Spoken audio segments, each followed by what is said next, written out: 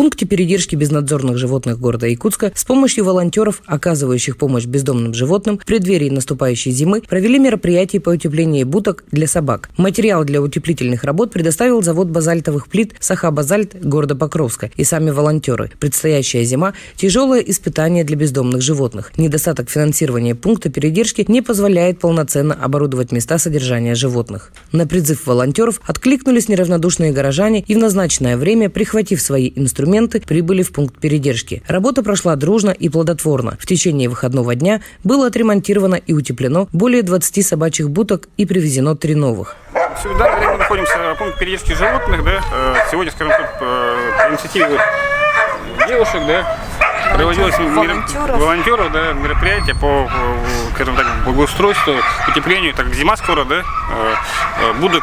Вот ребята изготовили будки дополнительные, обновили их, мы все дружно их тоже помогали им, утепляли, ремонтировали, в течение дня, закончили. В принципе, и считаем, дело это нужное, животным надо помогать, и надеемся, что окружная администрация тоже будет поддерживать пункт передержки животных.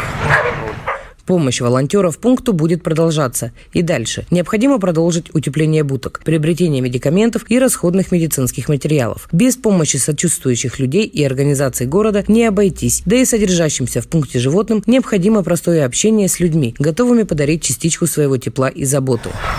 Акция это не одноразовая, то есть за один день утеплить все будки невозможно, поэтому как только снова мы сможем все собраться, обязательно будет в WhatsApp информация о том, что, пожалуйста, приезжайте, силы, инструменты, больше ничего не надо, хорошее настроение.